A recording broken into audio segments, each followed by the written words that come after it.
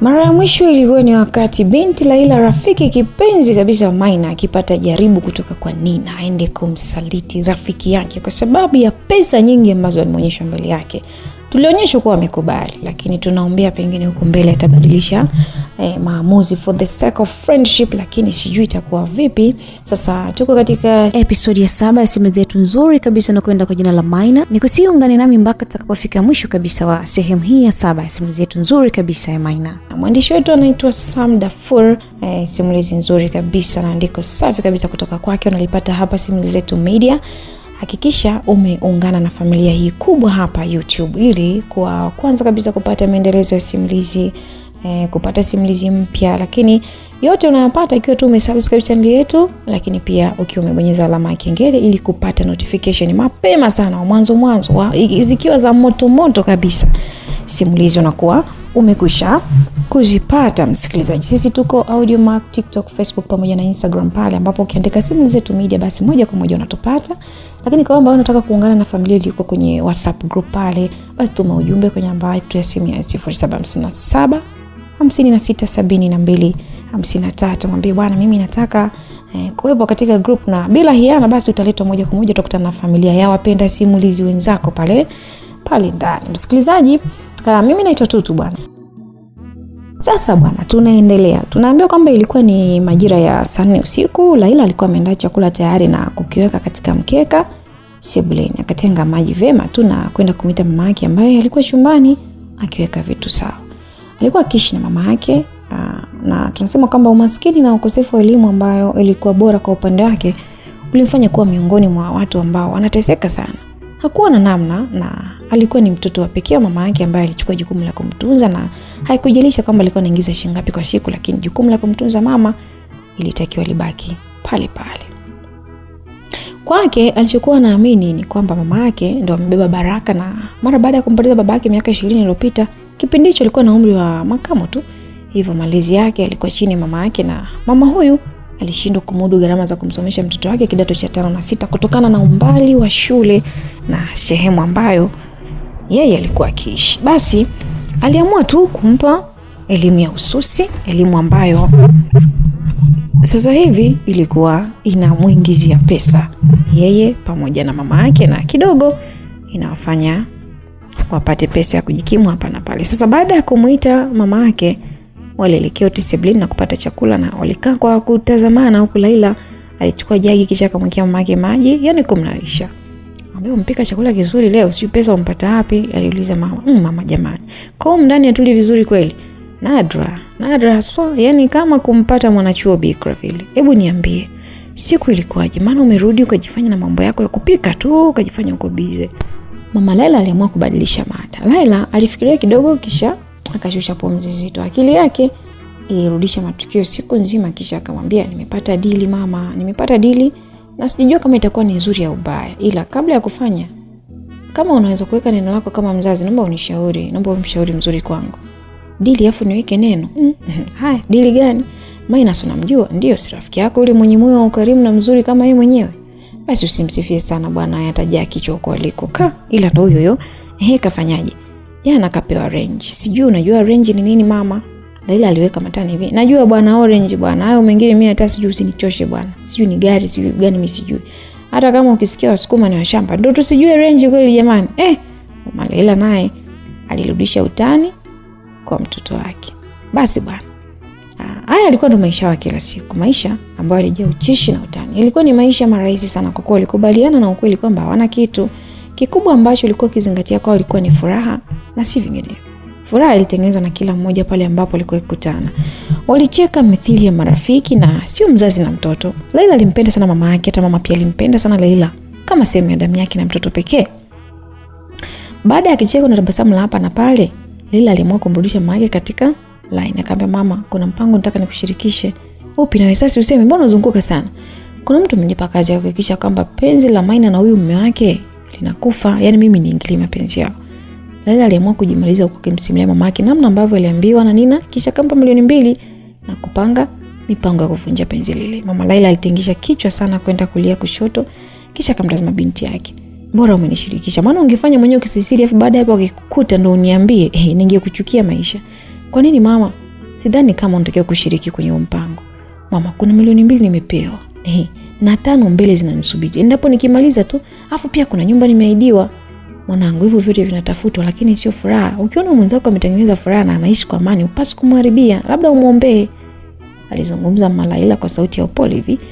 Ndio, ulikuwa na utaratibu wake katika utamkaji wa maneno na hakuwa na haraka kabisa kuongea kama Dr. Kumbuka. Kila neno ambalo alitoa mdomoni kwake ilikuwa na sauti ya upole mno na alitumia hekima sana kwenye kuzungumza mambo mengi ya msingi. Dunia imebadilisha watu wema kuwa wabaya, yani kama vile mwanzo ambavyo dini zinabadilisha watu wema na kuwa wabaya, basi hata dunia ya kawaida mimi na wewe ambao tunaishi kuna watu wengi sana ambao waliwahi kutendewa wema wakalipa ubaya na mwishoni nao pia wakawa wabaya. Alizungumza mama. Aliguna binti. Guna hivyo, lakini ngoja kwanza nikupashe upashike mwanangu. Labda nikuulize, katika maisha yako maana aliwahi kufanya kitu kibaya ukamchukia? Mama Laila alimuuliza. Lilikuwa ni swali ambalo lilimweka Laila kimya. Hamu ya kula ghafla ilimuisha. Ilibidi ampe umakini mama yake ili apate kumsikiliza na alikuwa na jambo gani la kumtetea kwa Maina.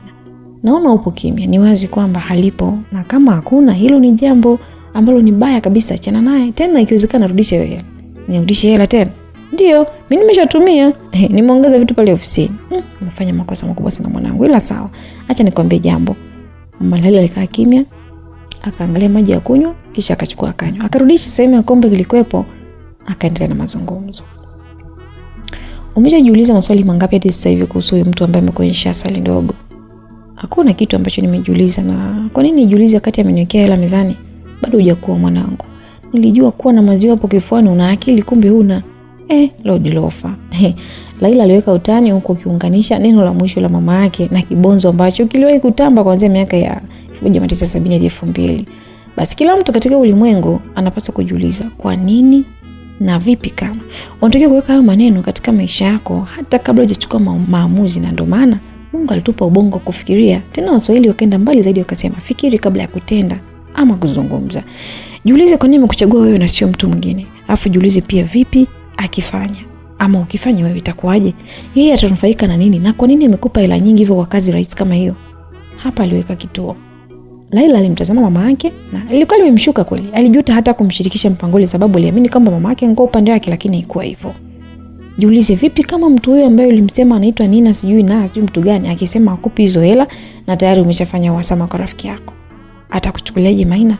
Na vipi kama Maina penzi lake likafa, alafu akajua kwamba mtu ambaye alifanya hivyo na mwanzo alikomba msaada katika wakati wa shida na ndo umetumwa ili kuja kuvunja penzi lake? Unahisi kwamba atakuwaje? Mama Laila aliweka kituo tena kikubwa. Ilikuwa ni maswali mawili konki ambayo Laila alitakiwa kuyajibu. Alijikuta akiwa kimya, ndani ya moyo wake alipitia maumivu makali sana. Alijiona ni kweli anatakiwa kubadili mawazo na ni kwamba alikuwa amekuwa mkosefu na mtu ambaye hakuwahi kumtendea jambo lote lile kama Maina. Mwanangu, watu wema bado wanaishi na wanazaliwa kila siku. Maina ni mwema sana, ila usitake kumbadilisha. Uliomfanyia kipindi cha nyuma inatosha. Kumbuka lao wema wake. Si umesema kwamba upo na sauti ya mwanamke? Aliuliza mama. Ndio nayo. Basi kesho twende kwa Maina. Kufanya nini sasa? Mimi nitajua tunaenda kufanya nini. Lakini mama, Maina ananichukia. Hakuna chuki kwa mtu ambaye aliwahi kuonyesha upendo. Ni uoga tu ambao unashindwa kutufanya tuombe msamaha wakati tunaamini kwamba bado tunachukiwa na watu ambao tuliwakosea. Kesho tutaenda, na kuhusu mpango futa kabisa kichwani mwako, Mama Laila alisisitiza. Kwake hakuwa tayari kuona mtoto wake akiingia katika migogoro kisa pesa. Aliamini kwamba anaweza kumbadilisha na kuendelea kuwa mwema kama Maina na sio kama ambavyo yeye alikuwa anahitaji. Mpango ambao alishirikishwa na Nina, aliona hawezi kufanya kazi zaidi ya kwenda kazini kwa Maina, na aliahidi kwamba anajua kwamba angeenda kuongea naye jambo ambalo anajua ataenda kuongea kama mama. Okay, tunatoka pale tunarudi upande wa pili ambako mkuta Nina akimuuliza mume wake, nimesikia kwamba ulitoka hapa na kwenda kwa Maina. Ilikuwa ni swali ambalo alimuuliza Garma ambaye alikuwa kwenye sofa la pili. Ndio nilienda, alijibu Garma bila hata kumtazama Nina. Kufanya nini? Kufuatia swala la kuleta supu kwa wafanyakazi pale ofisini. Kwa hiyo ndo upige na magoti, si ndio? Ndo uombe na msamaha ili Nina akamalizia kauli yake. Garma alisimama kwa hasira na aliacha kuchezea simu yake, akamnyosha kidole na kusema, nisionekane kuwa mimi ni mkosefu ili hata wewe unatembea na Yusufu. Ina maana mimi sikuridhishi, si ndio? Sidhani kama lingekuwa ni swali la kuniuliza hili, ila nijibu, labda nikupe rula kabisa. Hujawahi kuniridhisha wala sifikiri kama umewahi. Hata hivyo, tuachane na hizo mada. Nimekumbuka jambo. Nina alisema kisha akachezea simu yake. Yaani anaongea kama ni jambo ambalo jamani ni la kawaida kabisa.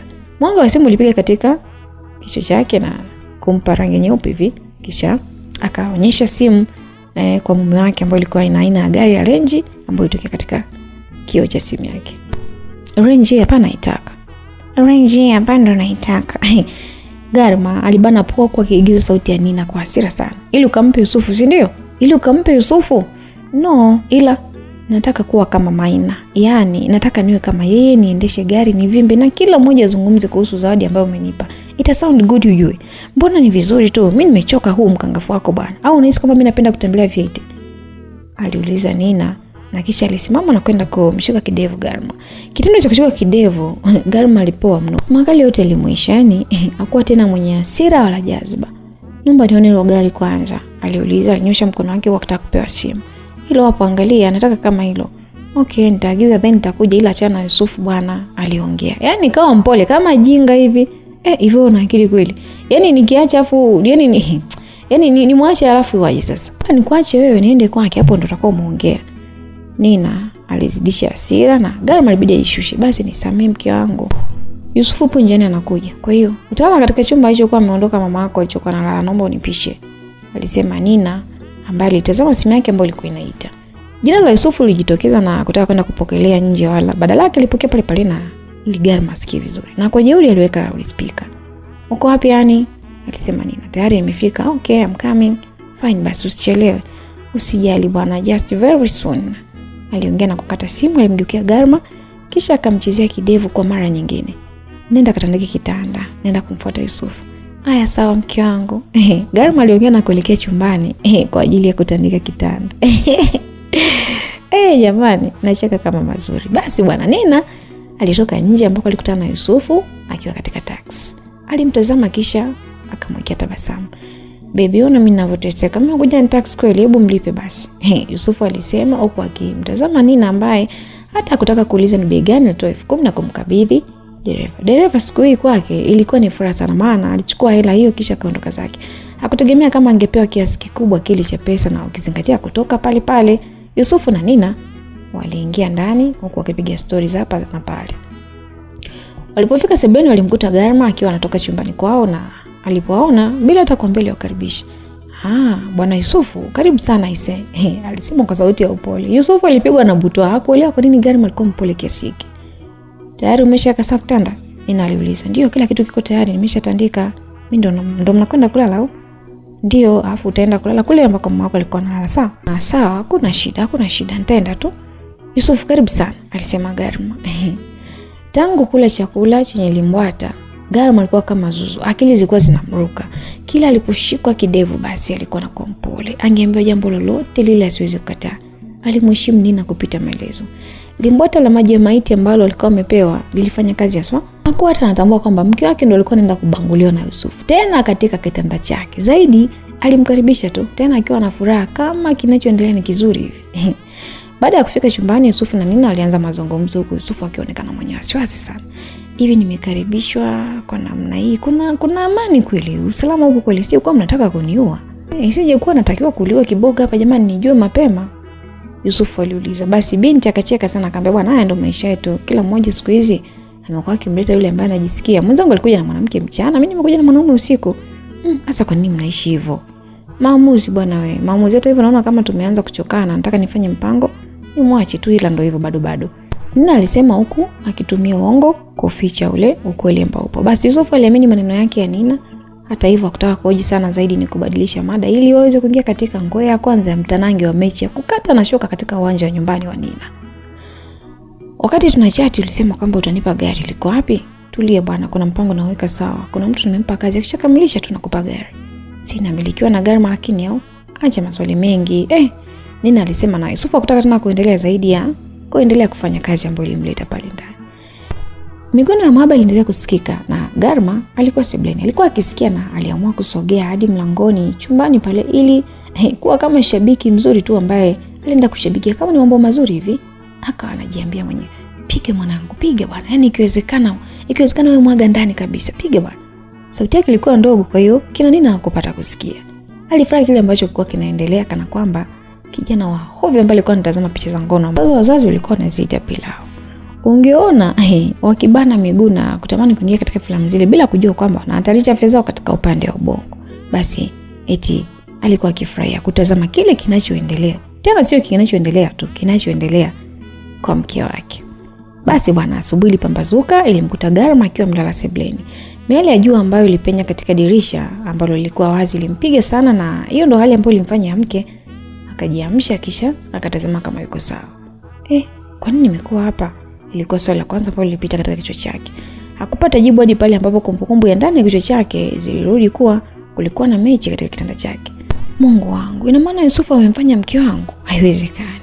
Alijiamsha haraka na kwenda chumbani. Alipofika, aligonga mlango ambao ulifunguliwa dakika 2 mbele, huko Nina akiwa na shuka mkononi. Unaenda wapi baby? Nina aliuliza akimshika kidevu Garma. Hasira zote ambazo alikuwa nazo zilipoa. Akawa kama zoba hivi. Nilikuja kuchukua hizi shuka. Garma alizuga huku akijieleza. Ili nikafue au? Okay. Ila kama kuna sehemu hapa na hapa tulifutia hizi shawa, kwa hiyo unaenda kuzifua basi sawa, alisema Nina huku akimonyesha Garma zile sehemu ambazo zilikuwa zimechafuka kwenye mashuka.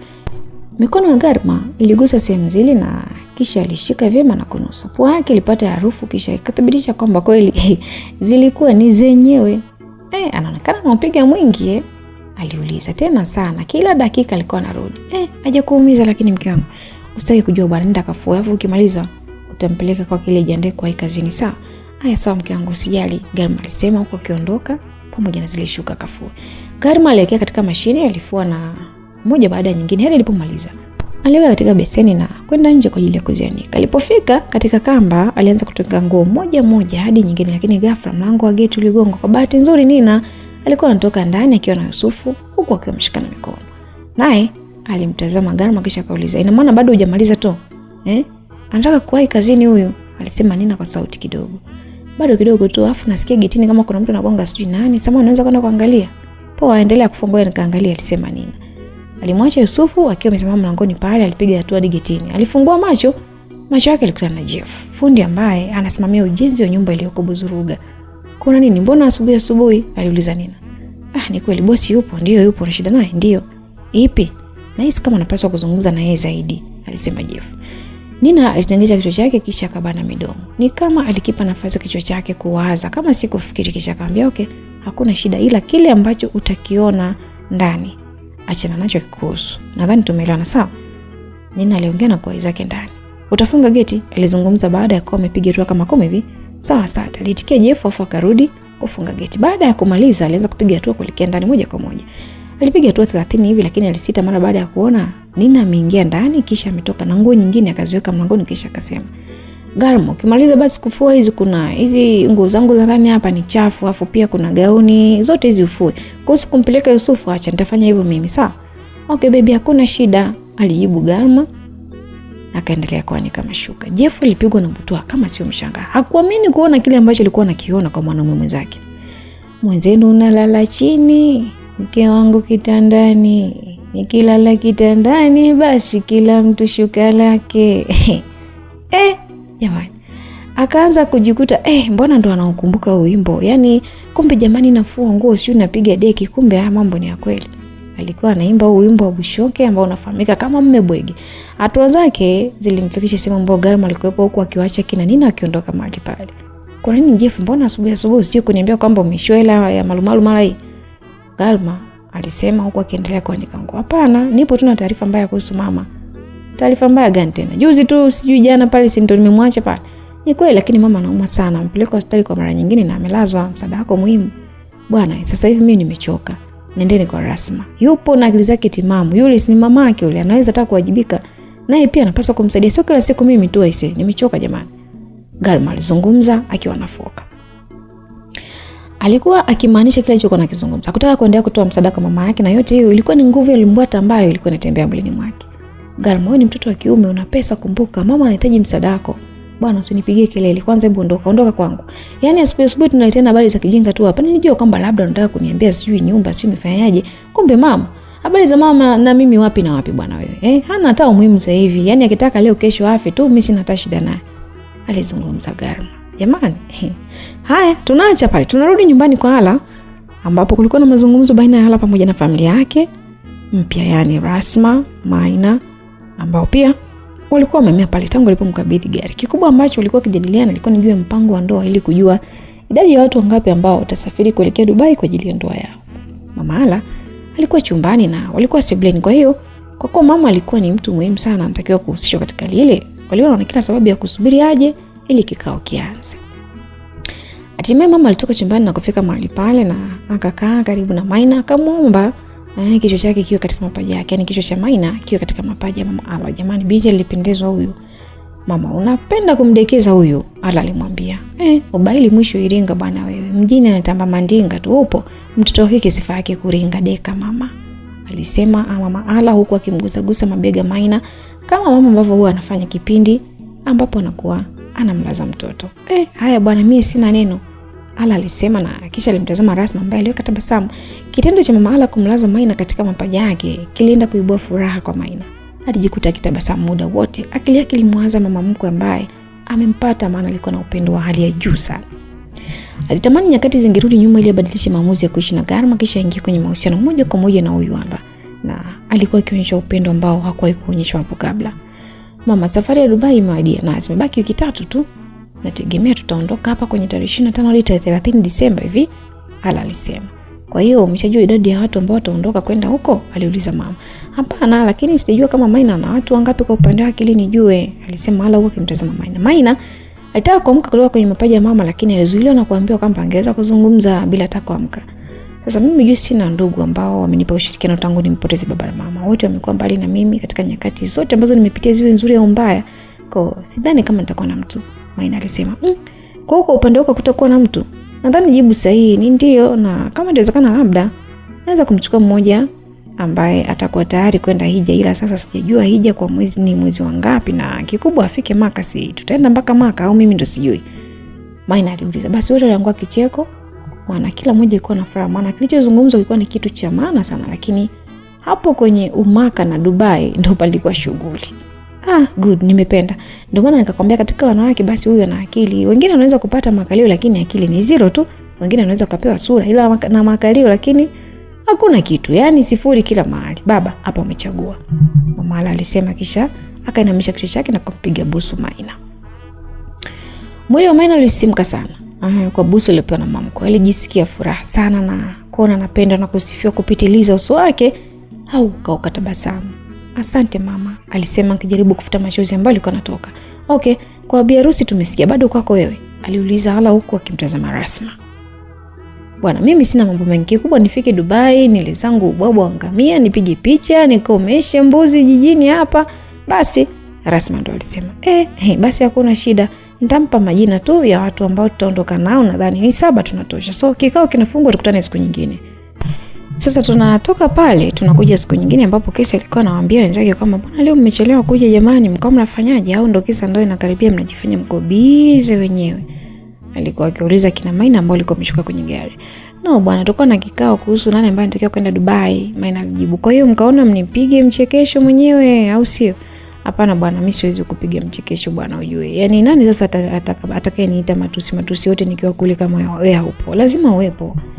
Ala alikuwa amejibu vile huko akiangua kicheko. Basi kimya kilipita huko akitazamana. Ghafla Kesi alikumbuka jambo. Akamtazama Maina akasema, kuna ugeni wako ule pale. Alinyosha kidole kwenye moja ya meza ambayo kulikuwa kuna watu wawili wamekaa. Macho ya Maina alisafiri hadi katika meza kuamini kuona sura ambazo alikuwa anazifahamu. Alikuwa ni Laila, yuko na mama yake. Alisema kwa sauti kidogo, "Umekuja saa ngapi?" "Muda sana." Anasema kwamba na mazungumzo na wewe. Mazungumzo tena gani jamani? "Sijajua lakini ndio hivyo, wamesema hivyo." Basi Kesi alizungumza.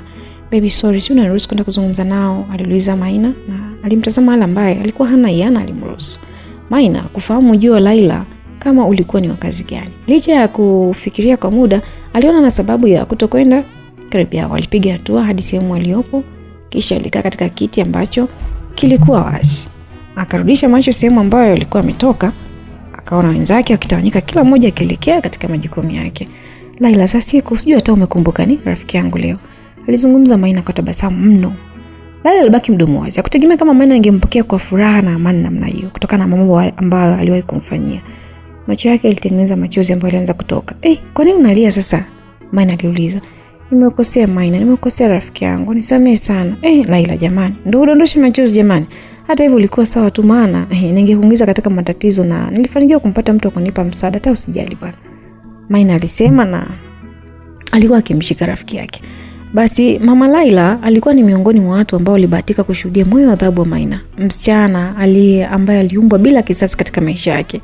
Alifarijika kuona amekuwa mkarimu, maana angekuwa mwingine angewafukuza na aibu ingekuwa mbele yao, lakini haikuwa hivyo.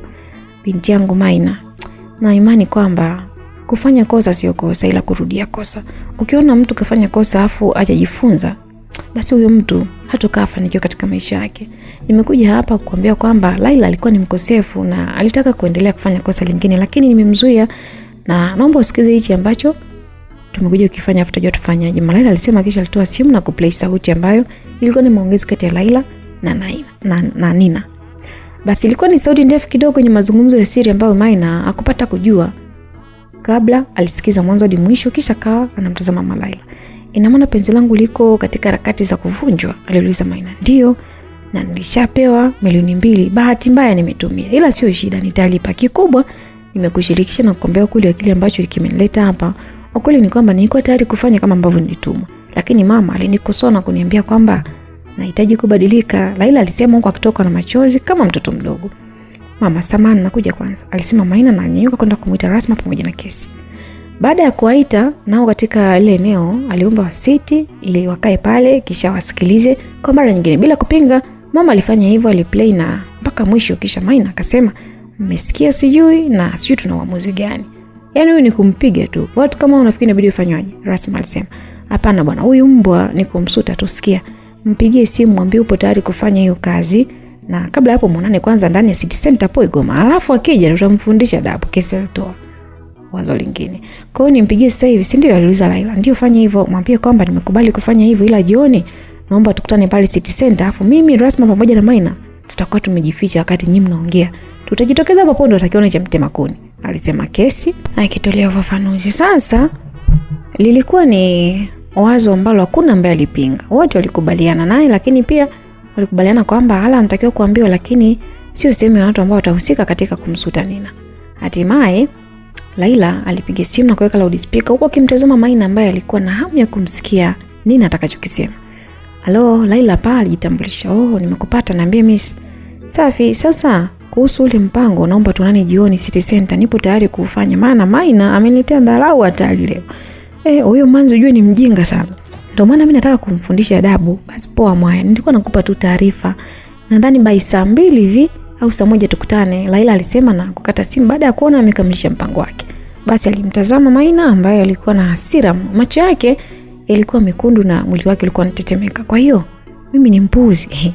Yaani amenitukana huku nasikia. Sawa, tutaonana baadaye, Maina alisema. Sasa jioni ilikuwa imetia nanga, huku kiambaza na mvua za rasharasha ambazo zilipiga katika baadhi ya maeneo.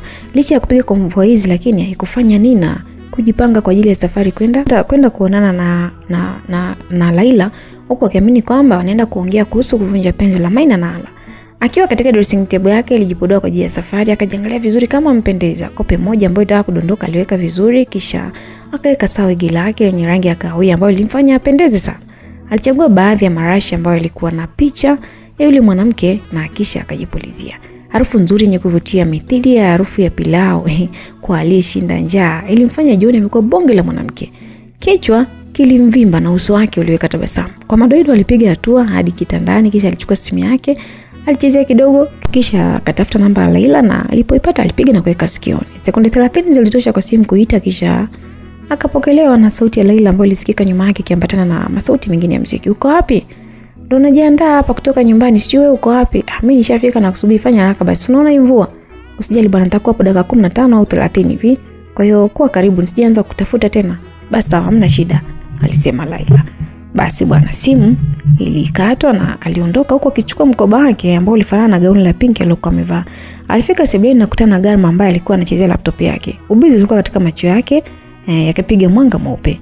Ndio natoka, sio unanisikia? Nina alisema kwa jazba kiasi akichezea simu. Unaenda wapi? Nipo mtandaoni nafuatilia manunuzi ya magari kutoka Japan. Hebu nione. Au basi sikia, fuatilia then utalipia, afu utanitumia listi katika simu yangu. Nitaona sawa. Okay, hamna shida ila usichelewe, Garma alisema. Nina hakuona kama alikuwa na sababu ya kujibu kauli ya mwisho wa Garma. Badala yake alifungua mlango na kutoka nje. Alipanda katika gari na kisha huyo aliondoka zake kuelekea City Center ambako walikubaliana kukutana na Leila. Sawa, sasa tunaacha pale tunarudi upande wa pili ambako mama Garma alikuwa anazungumza na Jeff ambapo walikuwa wodini. Akamwambia, "Vipi mwanao anasemaje?" Amesemaje mwanangu? Akasema, "Nimeenda kwake lakini kanifukuza. Anasema kwamba kama nataka msaada niende kwa Rasma." Yeye ndo kasema hivyo? Ndio mama, yeye ndo ameongea hayo, nashindwa hata kufanya. Kuna nisaidiaje mwanangu? Maana mimi naumwa. Yaani mama yako naumwa sana mwanangu. Kichwa kinaniuma kila dakika. Yaani kama kuna mtu ananipiga na miti hivi, yani naumwa sana. Alizungumza Garma huko machozi yakimtoka. Taarifa ambayo alikuwa amepewa kuhusu mtoto wake ilimuumiza sana. Hakuamini kama kweli Garma ambaye alikuwa akimpenda na kumthamini kila muda, alikuwa akimsikiliza, leo hii eti hayupo naye. Amekuwa sio sehemu ya msaada wake. Alijikuta akidondosha chozi kila alipokumbuka kuhusu maisha ya nyuma. Alafu kuna yule binti si ndo mke wake? Aliuliza Jeff. Ndio, nani? Nina? Ni mke wake. Kafanyaje? Yaani niliyokuta huko inaonyesha kwamba mwanao ametekwa sana na yule binti. Hana hata analojua, yani sijui kwa kipi alimpata, Jeff aliuliza. Kimya kilipita kati yao. Mama Garma aliendelea kudondosha machozi taratibu. Alijutia makosa ambayo amewahi kufanya katika maisha yake. Hivi kwa nini nikubali kumtoa Maina pale nyumbani? Yule ndo alikuwa mke bora kwa mwanangu. Lakini sio kweli. Sio kweli kabisa, yule ni malaya bwana. Aliendelea kujembea ndani mwake. Hakutaka kusarenda kwa Maina. Kwa hiyo mama, ngoja kwanza nikutafutie chakula, afu kesho nitaenda nyumbani kwa Rasma ili nijue tunafanya nini, kwani anaishi wapi. Mimi sijui, labda pale kwake kwa mwanzo sio nipakumbuka. Sina kumbukumbu nzuri maana nilienda mara moja, lakini hakuna shida. Nitaenda. Sawa mama, alizungumza Jeff. Sawa, na vipi kuhusu chakula? Nakuletea, subiri muda si mrefu, ngoja nikanunue hata hivyo, sipo na hela nyingi, alisema Jeff na kisha aliondoka. Sasa bwana, tunarudi kwa Nina. Alikuwa amefika maeneo ya City Center Igoma. Ulikuwa mji umechangamka sana, ni kupita maelezo. Kama ambavyo ilikuwa kawaida eneo hili, watu wengi bila kujali kwamba imekuwa mwisho wa juma au vipi, siku zote wanakuwa kumejaa. Baada ya kufika, alisogeza gari kando ya barabara, akasimamisha kisha akachezea simu yake kidogo na kuweka sikioni. "Umefika uko wapi?" aliuliza. "Niko upande wa kushoto barabara, kama unatokea town hapa." "Uko wapi?" "Mimi niko upande wa kulia." "Basi ngoja nisimamishe gari vizuri alafu nivuke barabara," alisema Nina kisha akakata simu. Hakuna ambacho kilifuata zaidi ya kuzima gari na kushuka. Akaangalia upande wa kushoto barabara kisha kulia. Akarudisha tena kushoto. Alipoona magari yako mengi, machache kidogo mpungua, alivuka na kwa kasi mno alifika upande wa pili. Alipofika kutoka kuchelewa sana, chezea simu yake kisha akapiga. Kwa bahati nzuri mbele yake kulikuwa na Laila ambaye alimuona. Laila alipiga hatua hadi karibu yake kwa kiacha simu yake ikienda kuita hadi alipofika na kumshika bega. Umependeza. Sidhani kama ulitakiwa kusimama hivi kwenye haya manyunyu ambavyo unapiga, Laila alisema kwa kitazama angani kupima wingu kubwa. "Kwa tunaenda wapi?" "Hapo kwa mbele twende." "Okay, hakuna vibaka lakini." "Hilo lote ni neno langu bwana, hakuna ambaye mimi anifahamu," alisema Laila na kupiga hatua. Laiti angejua ambacho anaenda kupata huko asingeenda, Laila alijisemea moyoni. Basi kwa kuwa Nina alihakikishiwa ulinzi, aliona na kila sababu ya kumfuata Laila. Walifika sehemu ambayo ilikuwa imeandaliwa maalum kwa ajili ya kukaa, kisha Laila alikaa. "Unaweza kukaa na sidhani kama utaloa," alisema Laila. "Kwani msingeenda mle ndani?" aliuliza Maina huko kuonyesha mkono katika baa City Center. "Nikasema labda kwa kuwa mke wa mtu upendi usumbufu, unajua unajua maneno mengi sio na nini, maneno mengi wanaume wanakuaga usumbufu. Sasa wewe si mke wa mtu bwana." Nikaona basi. Laila alijibu kwa kuchezea simu. Walijikuta wakianza mazungumzo na kujadili jinsi mpango wao ambavyo ulipangwa, lakini ghafla katika eneo lile ilisikika sauti ya Maina ambaye alisimama mbele na kisha akasema, "Huyo manzi ni mpuuzi kweli, yani huyo ni mpuuzi, ndio maana mimi nataka kumfundisha adabu." "Nina, najua hii ndo kauli yako ya mwisho, si ndio ulisema hivyo? Ulitukana na matusi kwenye simu, basi nifundishe adabu sasa," aliweka kituo Maina. "Mungu wangu Maina," Nina alisema kwa kutaka kukimbia, lakini Laila alimshika na haikusaidia kitu. Aliweza kupiga hatua kadhaa kwa kasi mno. Nina aliona katika eneo lile hakuwa anatakiwa kukaa zaidi ya kukimbia. Alijua huenda tayari Laila amechomoa, si vinginevyo. Akawa anapiga hatua huku akiamini kwamba wasingeweza kumfikia, lakini ghafla mbele yake kulikuwa na Kesi ambaye alimshika kwa mikono yote miwili kama ambavyo alifanya asiweze kukimbia. "Au na kwa kwenda mbwa wewe, hapa ndio umefika," alimwambia. Kina Maina walikimbia hadi sehemu ambayo Kesi alikuwa amemshika Nina. Walihakikisha kuwa wanamzingua ili asipate nafasi ya kukimbia tena kama mwanzo. Kila mmoja alimtazama. "Kaa chini mbwa wewe." Kesi alifoka kwa jazba mno kwa kumpiga Nina, lakini naye alijifanya kujitutumua. "Niache bwana wewe. Wacho nini bwana wewe kisagara wewe una hata maana wewe chizi kweli wewe. Yaani wewe unamuelewa demu mwenzako. Kesi alikazia kauli yake ambayo ilikuwa ina matusi sana. Nina alikuwa ameweka mtukati. Hakuna kitu ambacho kilifuata zaidi ya kichapo pamoja na kipondo. Sesi akiwa kama mkuu wa majeshi katika kichapo alisimama na alisimamia kazi hii huku Rasma akiwa anachukua video moja kwa moja. Maina alikuwa akimpiga mateke na mangumi huku akimsema, jamani niacheni sasa, nimefanya nini? Nina aliomba aache huku akilia kama mtoto mdogo akijifanya ajui nini anafanya. Tuliza mshono pewa ambacho ulikuwa unakitaka chokonoko wewe, alisema Rasma akifoka huku akiangua kicheko kali sana. Mpigeni, mbona mnachelewa jamani? Hebu ngoja kwanza niwape njia, aliongea Laila kisha alimvua Nina wigi. Jeuri ya Nina ilisha alipovuliwa wigi na kubaki kama paka ambaye amekula pweza. Kwa kuwa alikuwa na komo lenye uwalaza kichwani, basi nywele zake zilianzia mbali kule.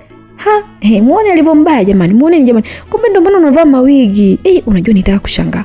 Huyu mtu mzuri anautoa wapi wewe wakati ana roho mbaya? Alisema Rasma huko akipokea wigi kutoka kwa Laila. Ona wenzako tulivyo. So sex, yani huyo ni mimi. Je, huyo Maina ambaye nataka ushindane naye kila siku utamweza kweli kwa uzuri?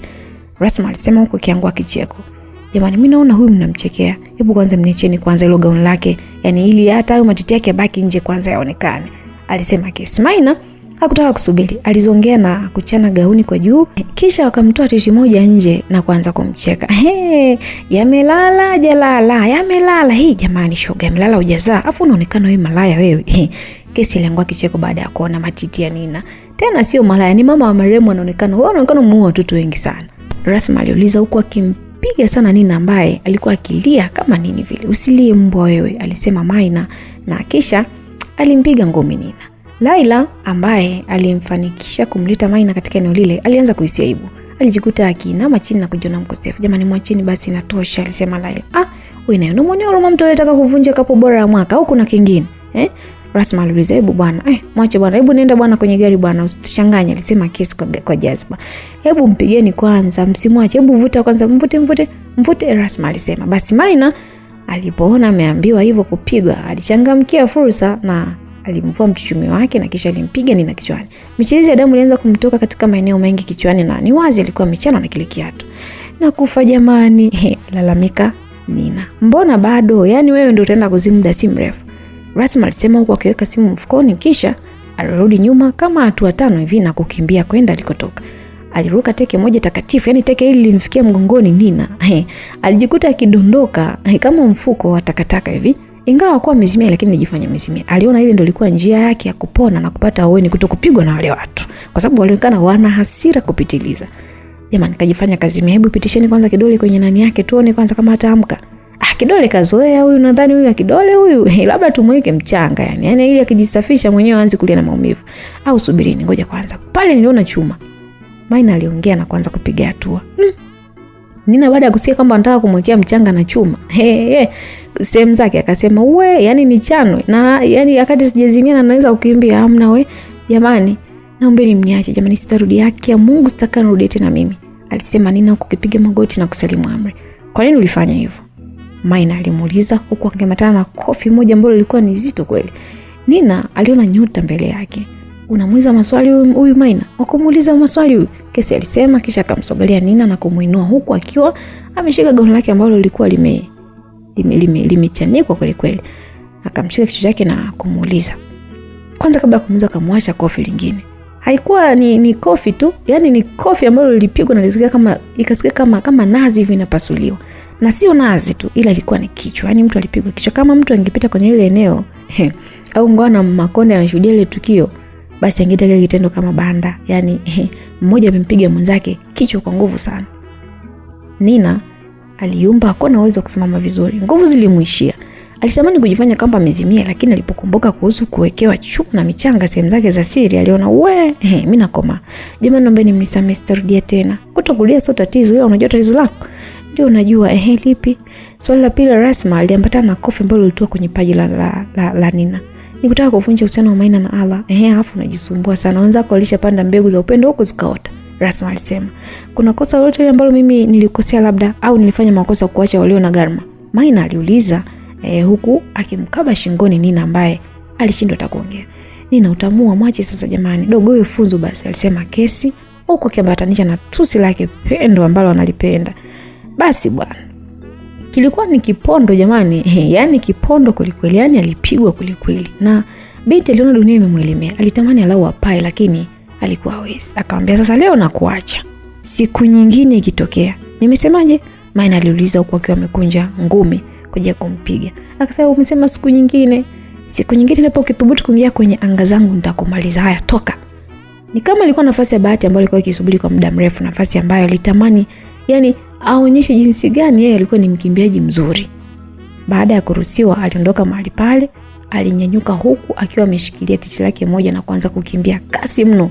Lakini alipigwa ngwala moja ambayo ilimdondosha chini na akavilingika kutoka alipokuwa, na ilibidi pia asimame na kuanza kukimbia tena.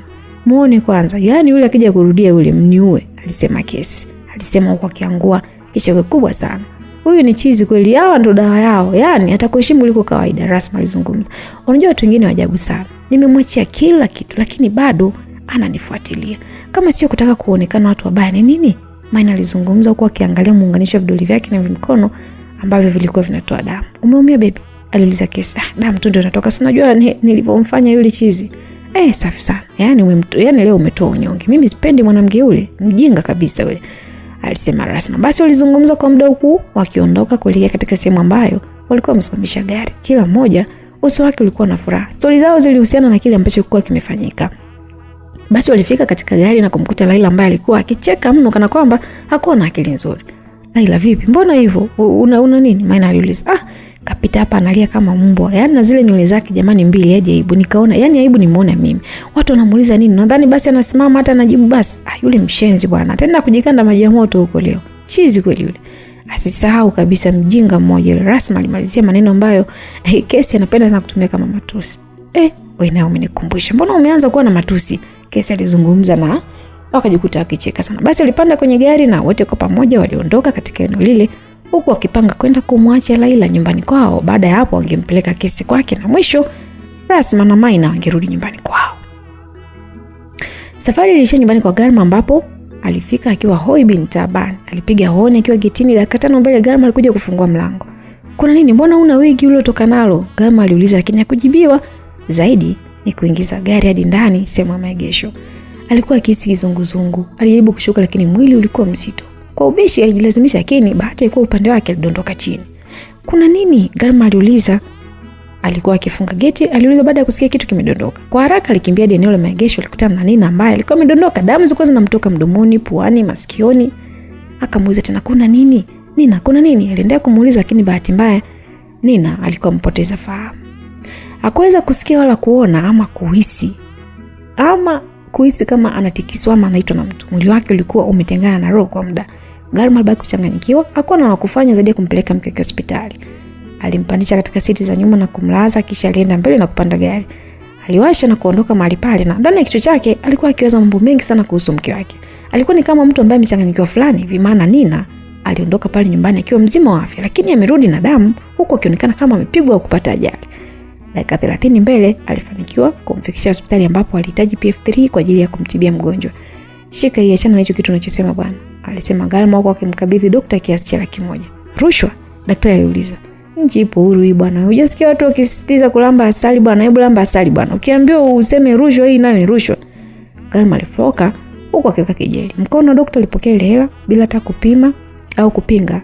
Aliruhusu mgonjwa kwenda kupatiwa matibabu na Garma aliondoka zake nje kwenda kusubiri majibu ya afya ya Nina.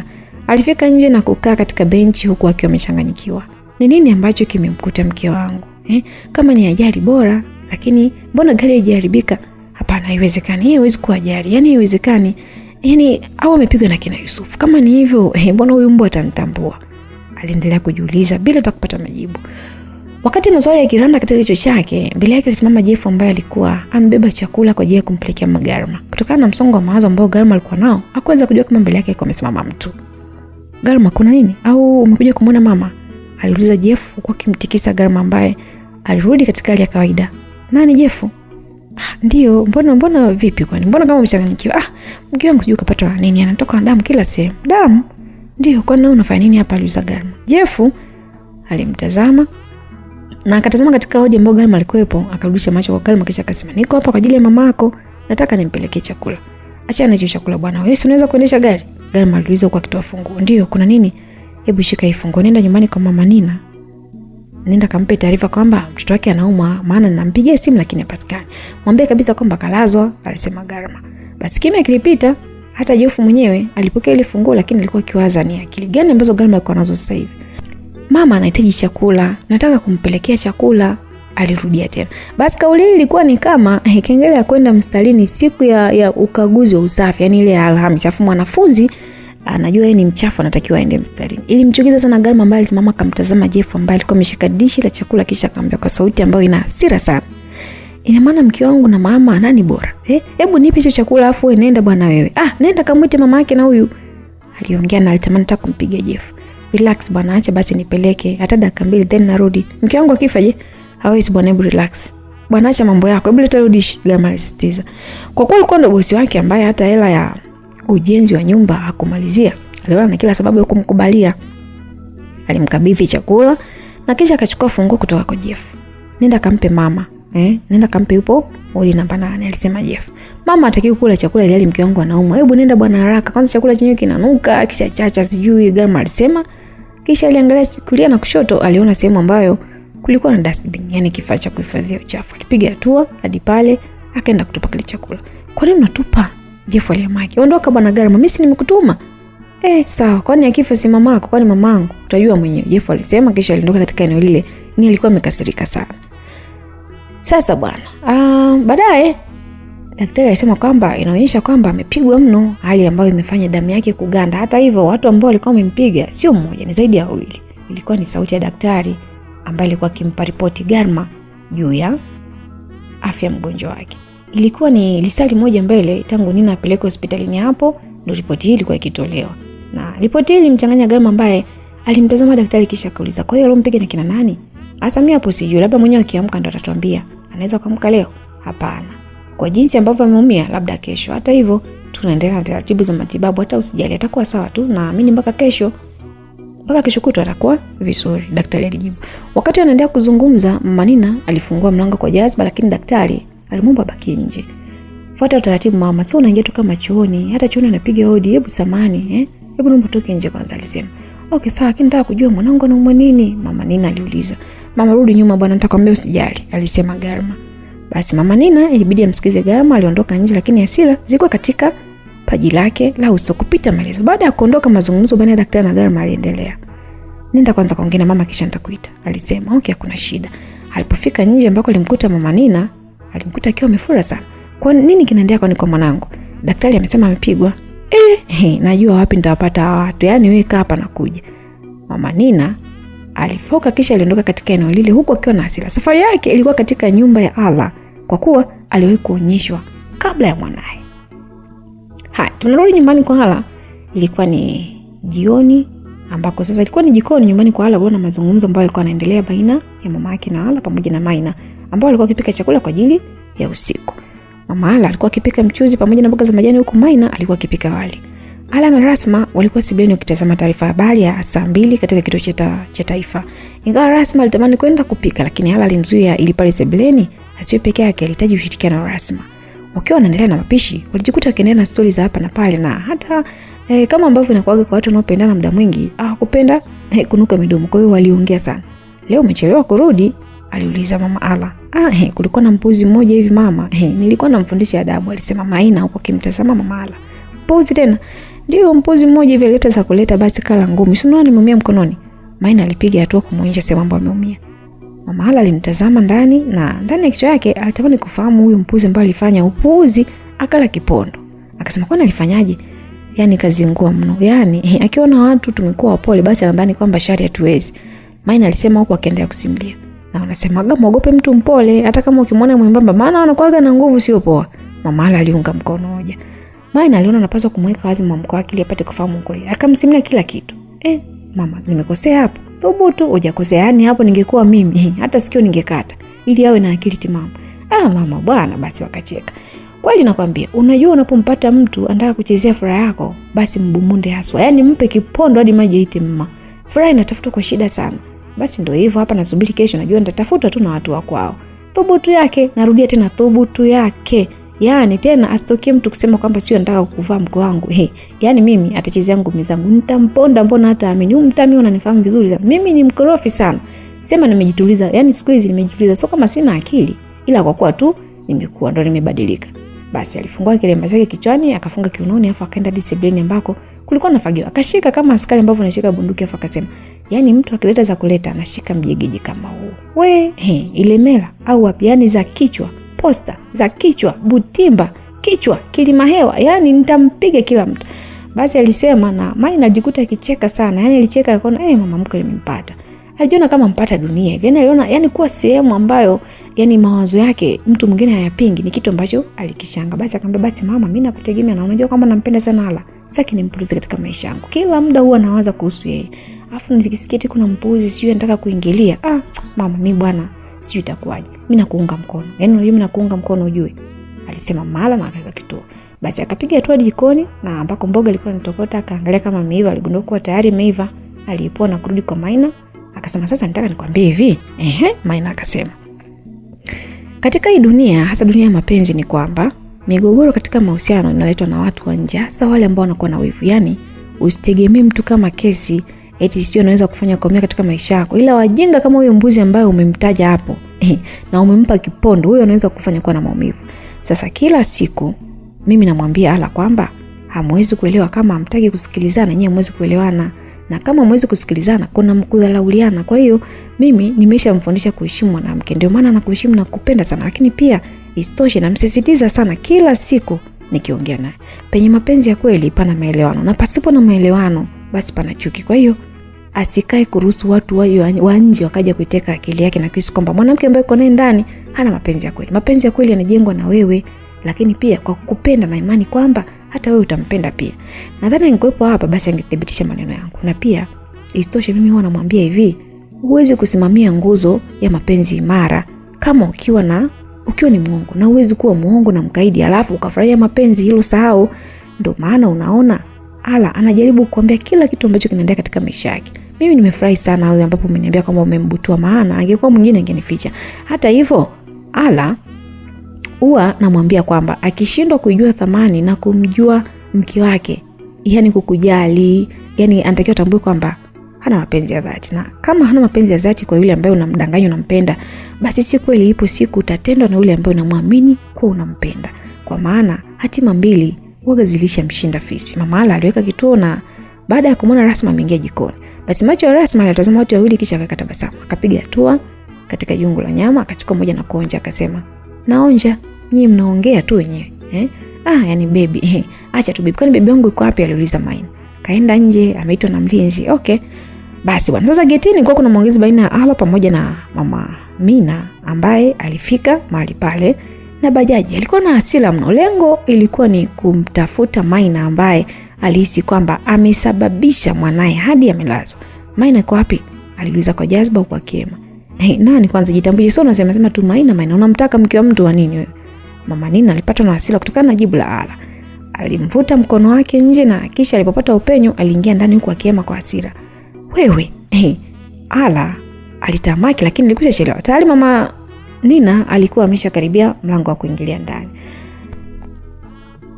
Anyway, tunaanza kule, tunarudi hospitali. Sasa ambako huku akiwa amejinamia na tafakari kuhusu afya ya Nina, yani Garma pembeni yake, Jeff alikuwa amekaa kisha akaja akamshtua. Akasema, "Mzee vipi, amesemaje madaktari?" aliuliza.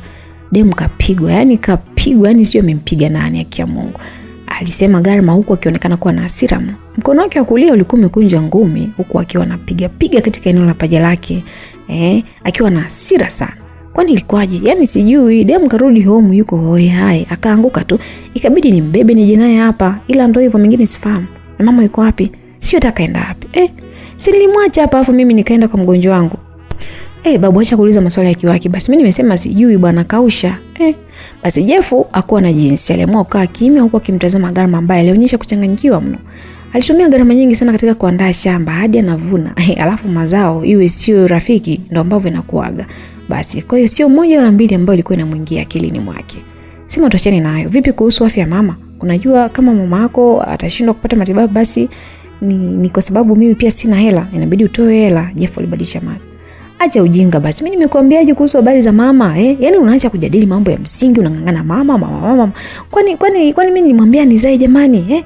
Aliongea Garma akiwa na jazba sana.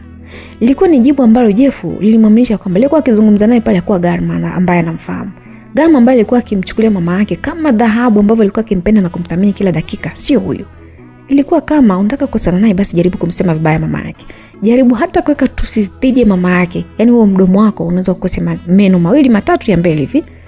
Basi hapo angekupiga au ungefanya chochote. Sasa Garma alikuwa anamjali sana mama yake, lakini hivi vitu vinavyoendelea viko vikimshangaza sana Jeff. Mzee, najua leo hii mama yako hana thamani tena. Kisa tu unaendekeza wanawake. Sio mbaya kumpenda mwanamke, lakini upendo wa mama ni muhimu zaidi, kwa sababu hata huyu mke wako naye atakuwa na watoto. Swali, je, watoto wako wakikua afu kaanza kumnyanyasa mama yao kisa mwanamke, ndio nini sasa hiyo? Kumbuka ambavyo ulikuwa na Maina, upendo wako kwa mama ulimpenda vipi mama yako? Mbona kipindi kile ulikuwa na mapenzi sana? Yaani ulikuwa na mapenzi upande mmoja. Yaani mama ulimpenda, Maina ulimpenda, Maina alimuuguza mama. Lakini leo yani unaongea kile unavyojisikia. Mimi naumia sana ujue. Hebu chunga kauli ambazo unaongea mbele ya mzazi ambaye amekupambania maisha. Chunga kutoka kauli ambazo mama yako akizisikia basi zitamdondosha machozi. Unajua inauma sana kumtunza mtu ambaye baadaye anakuja kudharau. Mama yako alidondosha machozi zaidi ya machozi yote hayo ambayo amewahi kudondosha wakati ambao anakuzaa. Alifanya kila baya ili watu wote yani na wazazi wako hivyo siku zote wanafanya mabaya kwa ajili ya watoto wake. Lakini leo hii yako wapi malipo ya kile ambacho alikifanya mama yako? Kwani umekuwa hivi? Na hizo kauli zako chafu hizo kweli? Mimi sikuzuii kufanya kama ambavyo unafanya maamuzi ambayo unachukua. Lakini umefikiria upande wa pili wa shilingi? Umefikiria kuhusu afya ya mama ambaye sasa hivi anahitaji msaada wako? Light, kama maneno haya ambayo unaongea mbele yangu muda huu angeasikia mtu yote ambaye amekaa huko pembeni, basi sio mtu wa kutoa akili, na naamini kwamba angekuua. Yaani kama yule shoga ambaye ameingia chuo cha kiume. Yaani ili hali sisi hautaki wanaume basi angeuawa. Sasa kumbuka mali wewe inatafutwa. Wanawake na wapenzi wanatafutwa ndio. Na maana wanatuongoza kuishi, lakini swali la kwamba ulishawahi kumtafuta mama? Ushawahi kumtafuta au kumtongoza yule wa kwako? Hapana, si ndio? Jibu ndio hilo. Sasa mimi naondoka hapa, naenda zangu kumpa taarifa ndugu yako hiyo kesho. Nitamwambia kila kitu. Naamini kwamba yule mtoto wa kike atakuwa na huruma. Hata kama asingekuwa mtoto wa kike, najua kwamba atakuwa na upendo. Kumbuka upendo ni mtu na sio kitu. Kila laheri, Jeff alisema kisha akaondoka. Garma alimtazama hadi alipoondoka. Ingawa maneno yake yalimchoma katika moyo wake, lakini usoni alijikaza na kujiona kwamba yuko sawa. Lakini mama sio muhimu kwangu. Nitakuwa nakosea ila sio muhimu. Kwanza yule mbona mpuuzi tu. Anasema mama alipata shida wakati wa kunizaa, kwani alikuwa watu wengine bwana. Kama vichaa hivi, hebu aende huko. Aende kwa Rasma si alimzaa kwa upasuaji yule. Sio mimi bwana. Alisema Garma kwa sauti ya juu kidogo. Bahati nzuri hakukuwa na mtu ambaye alikuwa karibu yake, labda angesikia ile maneno. Sasa tunarudi upande wa pili. Wakati ule tumaisha lile timbwili linaendelea. Mama Nina aliingia ndani huku akiwa na hasira. Kwa bahati nzuri alikutana na Rasma ambaye alikuwa akitoka jikoni huko akitafuna nyama. Na alipomwona akasema, wewe mpuzi, Maina yuko wapi? Salimia kwanza, acha bwana kujikuta wewe ndio mwenye nyumba. Kama unajua alipo nenda kamchukue. Alijibu Rasma kwa jeuri akitupa jicho mlangoni. Alimuona Ala akiwa na jazba mno. Ala alimsogelea Mama Nina na kutaka kumshika, lakini Rasma alimzuia akasema, mwache tuone anataka kufanya nini. Ala ilibidi atii sheria.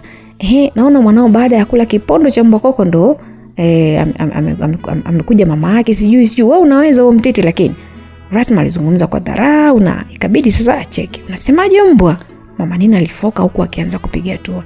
Hebu tuliza komwe bibi, upo? Tuliza komwe kabisa. Unataka kupigana? Rasma aliuliza. Ndio. Basi kaa kwa kutulia. Ala, nenda kaweke mazingira mazuri ya kupigana hapo nje na kuja. Naenda kumuita mama ili wapigane wao, kwa maana sisi watoto tumemnyoa mtoto mwenzetu. Kwa hiyo wao wapambane kivyao, alisema Rasma huko akiangua kicheko ambacho kiliwafanya sasa kurukaruka hivi. Ala alijikuta akiangua kicheko, maana ibidi acheke. Kauli ambayo aliongea Rasma ilikuwa ni ya kuchekesha, lakini ilijaa masiara sana. Sasa alivyokuwa legelege hivyo atamweza kweli mama wangu mimi unamfahamu? Wewe chizi ni nebu kelele huko. Mama Nina alifoka. Makubwa. Yaani mbwa zingine. Yaani unafika unatukana kama kwenu hivi. Babu, nenda kaandae mazingira. Ngoja mimi nikamletee kiboko ya nyanya chungu kama hizi. Wewe sikichefuchefu basi tulia hapo. Ndibu mkata shombo anakuja muda si mrefu. Rasma alizungumza kisha aligeuka nyuma na kurudi tena jikoni huko akimwacha Ala ambaye alikuwa amekaa mahali pale kwa sekunde kadhaa, kisha akafungua mlango na kutoka nje ili kwenda kuangalia mazingira mazuri kwa ajili ya kupigana. Wakiwa wanaendelea kupika jikoni, ghafla mlango ulifunguliwa na Rasma aliingia ndani kama upepo hivi. Akamuuliza, mama, uko tayari kwa mapambano? Rasma alisema huku akikunja ngumi na kuzirusha kidogo. Mama, lina nguvu, yani kuna anataka kupigana na wewe, haki ya Mungu atakuwa. Maina alisema huku akiangua kicheko. Nimesikia kama mkirumbana huko au ni sauti ya redio? Aliuliza Mala. Hapana bwana, sauti ya redio wapi bwana? Rasma alijibu huku akiwa anakaa chini, akikaa juu ya meza. Kuna nini sasa? Akasema hivi, kale Kamanzi baada ya kupigwa kaenda kumuita mama yake yuko hapo sebuleni, kaja eti anauliza Maina yuko wapi. Nikamwambia tuliza komwe, mziki wa watoto wewe uwezi, ngoja nikakutebi mkubwa ubutuliwe vizuri. Rasma akasimulia na kuweka chumvi. Tena dhambi jamani, kupigana na watoto kama wewe jamani, na mtu mzima, alisema mama. Alitupa jicho katika sufuria ya mboga, aliona ikimalizikia kutokota. Akaipua kwanza kisha akamtazama Rasma akasema, yupo hapo sebuleni au? Ndio, aende wapi sasa? Ni kamba ambao hadi namuonea huruma jamani, maana kaja kavimba kama sio ameweka amila hivi. Mama, ulitaka kusema kwamba unaiweza kazi au? Maina aliuliza. Wewe, mimi ninapopenda ugomvi, hebu tuende kwanza. Basi Maina aliutazama ule wali katika rice cooker kisha akaweka muda maalum wa kujivisha. Alipomaliza aliongozana na kina Mama Ala hadi sebuleni ambako walimkuta Mama Nina akiwa amefura kwa hasira. Shoga, nasikia umekuja kishari. Mama Ala aliuliza huku akimsogelea Mama Nina na kumpiga singi. Niache mbwa wewe. Mama Nina alifoka na kurusha ngumi ambayo ilimpata Mama Ala katika mdomo. Asa mama si umfundi. Rasma alidakia huko akirukaruka. Damu zilianza kumtoka Mama Ala. Alipatwa na hasira zisizokuwa za kawaida. Akajiandaa kurusha ngumi, lakini Ala ambaye alifungua mlango akasema, "No, mama, hapana. Ndani kwangu kuna TV pamoja na vitu vya thamani sana. Upo uwanja hapo nje. Twende mkaonyeshane huko nje. Bora umenikumbusha. Haya chef, twende tuondoke," alisema Mama Ala huko akiongoza njia. Basi walitoka nje ambako katika eneo la maegesho ya magari kuliwekwa sawa kwa ajili ya kutumika kama ulingo mpambano baina ya Mama Ala na Mama Nina. Maina alijifanya kuwa refa pambano hilo ambapo Ala, Rasma pamoja na mlinzi walikuwa wamesimama kwa pembeni kama wakitengeneza duara hivi, huku wapambanaji wakiwa katikati. Hakuna sheria, mnaweza kupigana hadi mmoja achoke. Haya, anzeni sasa, Maina alisema huku naye akisogea pembeni. Wapambanaji walikuwa tayari kuvaana huku kila mmoja akiwa na hasira na mwenzake. Lilikuwa ni pambano ambalo hakuna ambaye alikuwa anamjua mwenzake vizuri, lakini Mama Nina alionekana kujiamini kutokana na kuibuka mshindi katika mapambano mengi sana mtaani kwake Mkuyuni ambako alikuwa akiishi. Sasa sijui alifikiri hapa pia ni Mkuyuni, mimi sijui. Msikilizaji, wewe una mgwe kama huyu familia sasa huku Maina huku tumeingia huku anatupeleka cha kiki huku. Familia gani inapenda vita hivi jamani, kuanzia mama mkwe? Anyways, msikilizaji, sasa tumefika mwisho wa sehemu ya 7 simulizi yetu nzuri kabisa na kwenda kwa jina la Maina. Msikilizaji, ni kusisitize kwamba sehemu ya 8 ya Maina itakujia hivi punde. Bila shaka hapo ulipo unaenjoy, na mimi nakuahidi kwamba tunaendelea na burudani zetu ambazo Sam Dafur ameamua kutupa raha kama hivi. Msikilizaji, how do you feel? Unajisikiaje? Una kipi cha kumwambia yote? Toa ushauri kwa mtu yote, tuma salamu kwa yule unayempenda, mpe pongezi yote, mchambe yote. Uwanja wa comment ni hapo kwako msikilizaji, andika chochote ili pia mimi nipate kufahamu kwamba tuko pamoja na tunafuatiliana kwa uzuri kabisa katika simulizi nzuri kabisa ya Maina. Jina langu naitwa Tutu na endelea kuikumbatia simulizi zetu media. Hivi punde tutakuwa tumerudi